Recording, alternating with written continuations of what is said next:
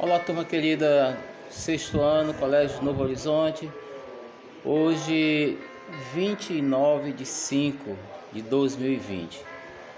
Vamos iniciar mais um vídeo aula e o assunto que iremos tratar hoje com vocês é sobre a reflexão filosófica. Lembrando que nós, nos dois vídeos anteriores, nós já tratamos sobre a dúvida filosófica e a sociedade pós-moderna. Já temos dois vídeos tratando desse assunto e hoje então seria o terceiro vídeo, onde nós vamos estar fazendo essa reflexão filosófica, e esse assunto está na página 16, 17 e 18. Então dê uma olhadazinha lá para aprofundar essa compreensão.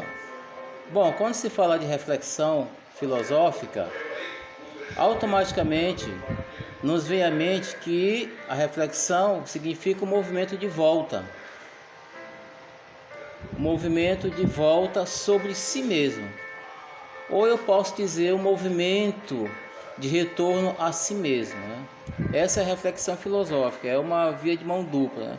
O que eu penso em relação ao que eu faço, o que eu penso em relação ao que o outro está realizando, ao que o outro está fazendo. Então, eu estou trazendo para a minha própria pessoa uma reflexão qual eu mesmo estou pensando. Mas eu não estou pensando só sobre o meu pensamento. Eu estou também tentando entender o pensamento do outro. Então, a reflexão é o movimento pelo qual o pensamento volta-se para si mesmo. E quando eu digo que esse pensamento volta para si mesmo, eu estou interrogando aquilo que eu estou perguntando. Ou seja, quando ele volta-se para si mesmo, é porque eu estou interrogando a si mesmo. Eu estou me interrogando e interrogando aquilo que eu tenho dúvida, aquilo que eu quero saber, aquilo que eu quero uma resposta. Então essa reflexão é justamente eu estar diante de uma situação qualquer e que eu não tenho a resposta ainda daquela situação, então eu passo a questionar, eu passo a perguntar. Por quê? Porque eu quero uma resposta. Então essa reflexão é o movimento de volta para si mesmo e o movimento de retorno a si mesmo. Então são duas situações que nós devemos colocar em síntese. Primeiro seria a volta para si mesmo e o segundo seria o retorno a si mesmo. O que retorno é esse? Esse retorno é em relação àquilo que eu estou interrogando. Essa resposta é o retorno. Agora, eu preciso saber se esse retorno das minhas indagações, eles vão contemplar as minhas inquietações ou não. Então essa reflexão ela vai buscar responder a três grandes grupos de perguntas. A três grandes grupos de perguntas, e essas perguntas eu preciso saber como é que vai se dar o movimento dela, do retorno de si e da volta em si. Então, por que pensamos o que pensamos? É uma das grandes perguntas que se faz logo na filosofia, para a gente saber qual é o retorno. Por que pensamos o que pensamos? Que tipo de pensamento é esse o qual eu estou pensando? Ou dizemos o que dizemos e fazemos o que fazemos? Por que tudo isso? Lembra vocês que essas foram as primeiras perguntas, as indagações lá dos primeiros pensadores, chamados pré-socráticos. Então, isto é, quais os motivos, as razões e as causas para pensarmos o que pensamos? Por que eu estou pensando o que eu estou pensando? Parece complexo, mas na verdade não é. Por que eu estou pensando o que eu estou pensando?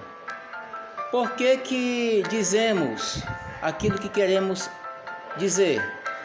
Por que fazemos o que fazemos? Então nós temos que buscar as nossas próprias respostas. As respostas elas não estão fora da minha pessoa. As respostas elas estão dentro da minha pessoa, dentro de mim mesmo. Então o que queremos pensar quando pensamos? O que queremos dizer? O que dizemos? Então o que queremos pensar quando pensamos? O que queremos dizer quando dizemos? O que queremos fazer quando agimos. Isto é, qual é o conteúdo ou o sentido do que pensamos, dizemos ou fazemos? Que tipo de conteúdo eu estou tratando? O que eu estou querendo saber? Essas questões são questionamentos, são interrogações. Então, qual é a intenção ou a finalidade do que pensamos, dizemos ou fazemos? Qual é a intenção? Qual é a finalidade daquilo que eu estou fazendo? Qual é a finalidade nesse momento que eu, professor Correia, estou querendo alcançar a partir do momento que gravo esse vídeo aula para o aluno? Então, o que eu estou querendo na verdade? Então, são questões que podemos resumir da seguinte maneira: pensar, falar e agir. O que eu quero falar?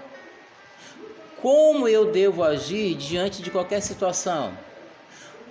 Que tipo de pensamento eu estou desenvolvendo para resolver uma problemática? Então eu posso, para ter um entendimento dessa complexidade, entendendo melhor esse mapa mental, então eu vou dizer, a reflexão filosófica, em síntese, é: por que pensamos o que pensamos? Vejam as interrogações. Depois, por que dizemos o que dizemos? Por que fazemos o que fazemos? E para que estamos fazendo o que estamos fazendo? O que queremos pensar quando pensamos? O que queremos dizer com o que dizemos? O que queremos fazer quando agimos? Qual é o conteúdo ou o sentido do que pensamos, dizemos ou fazemos? São questionamentos. E buscar essas respostas depende muito de algumas reflexões. Aí nós vamos ver que tipo de reflexões mais na frente nós devemos fazer e como vamos resolver tantas inquietações. Então veja só, para que pensamos o que pensamos, dizemos o que dizemos, para que tudo isso? Qual é a intenção? Qual é a minha finalidade? E aí nós temos então as 3 características dessa reflexão filosófica.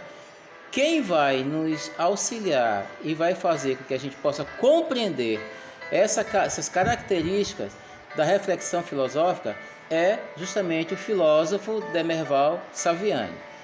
E aí eu passo uma bibliografia aqui, só para vocês entenderem quem é realmente Demerval Saviani. Ele nasceu em Santo Antônio de Posse, município de Mogi Mirim, no estado de São Paulo. Formado em filosofia pela PUC, é doutor em filosofia da educação. Então, Saviani é o grande educador que vivenciou um período de mudança no nosso país. Quando eu falo de mudança, estou me referindo sobretudo à mudança de modo geral, mas sobretudo a mudança na educação, como por exemplo a transição na educação durante a consolidação do período democrático que vivemos na atualidade. Esse período democrático é quando a gente sai então aí da ditadura militar, do regime militar, em que não era fácil educar nesse tempo, foi preciso muitos movimentos, muitos gritos, muitos alaridos, muitas conferências para nós chegarmos a esse tempo que nós estamos vivendo agora, que é o tempo democrático. Obviamente uma democracia entre aspas, né? Eu não vou aprofundar isso aqui para vocês, em outro momento falaremos sobre esse processo democrático.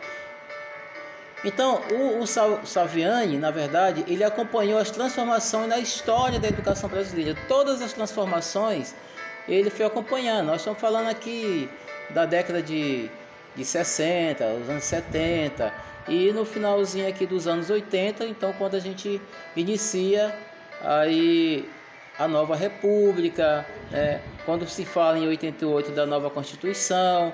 Então a educação vai tendo algumas transformações e o Saviani vai acompanhando todo esse processo e de certa forma tentando buscar uma alternativa melhor para um ensino de melhor qualidade. Nesse tempo em que ele acompanha todas essas mudanças, todos esses processos relacionados à educação, ele vai também pontuando aquilo que é positivo, aquilo que é negativo e vai refletindo filosoficamente e nos fazendo também entender a importância dessas mudanças na educação. Então aí você começa a perceber, por que pensamos? Para que pensamos? O que nós queremos desses resultados? Então as modificações no processo educacional foram acontecendo de forma gradativa E o Saviani foi acompanhando isso. E ele passa, a partir dessas mudanças, ele passa a ter uma visão um tanto mais progressista em relação à educação. Quando eu falo progressista, estou me referindo a uma visão mais ampla sobre a educação, buscando melhorar essa educação que até então, antes dessa tal democracia, nós tínhamos uma educação totalmente diferenciada que não contemplava os interesses dos estudantes.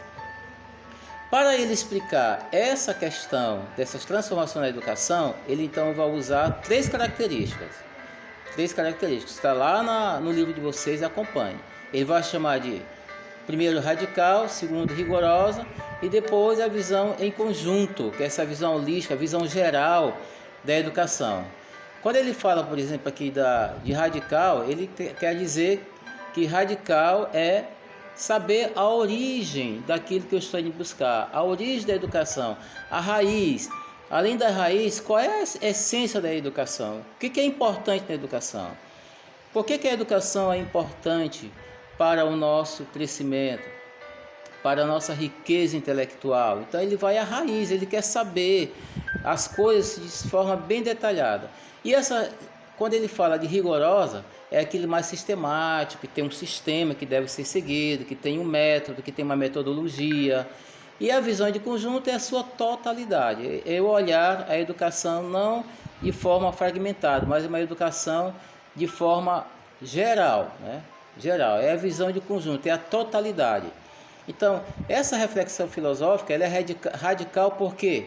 Porque é um movimento de volta do pensamento sobre si mesmo, para conhecer-se a si mesmo, para indagar como é possível o próprio pensamento. Então, quando se fala dessa reflexão filosófica, eu estou buscando indagar os meus próprios pensamentos. Isso é possível? É, porque para eu conhecer aquilo que eu estou indo buscar, para eu conhecer algo que seja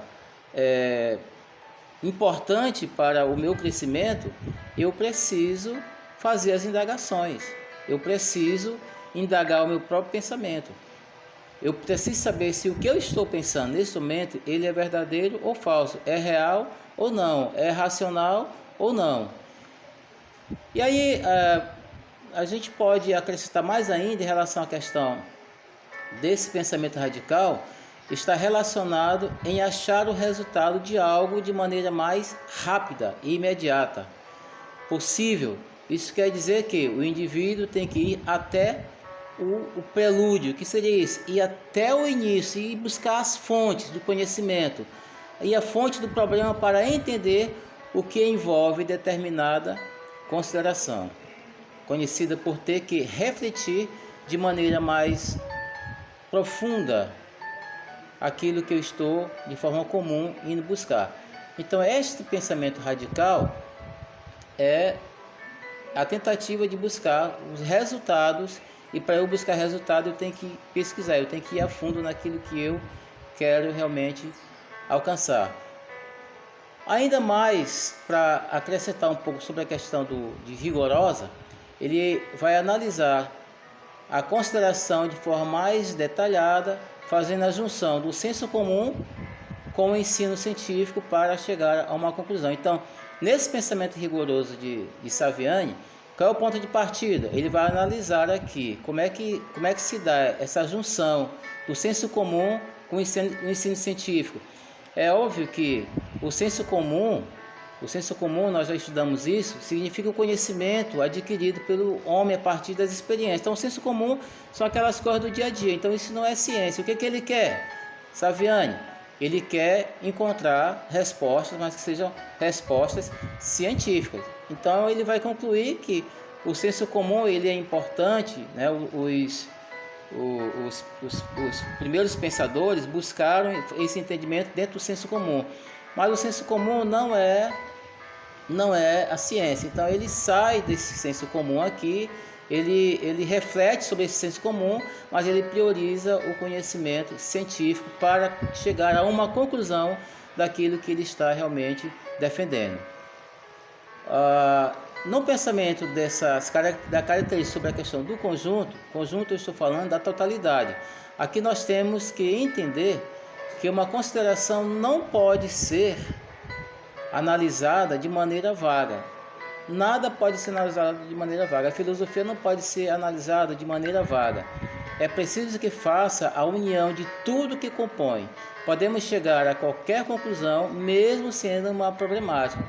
Mas para a gente chegar a uma conclusão de um determinado problema, que ele vai chamar de problemática, nós temos que entender qual é a consideração que nós vamos fazer.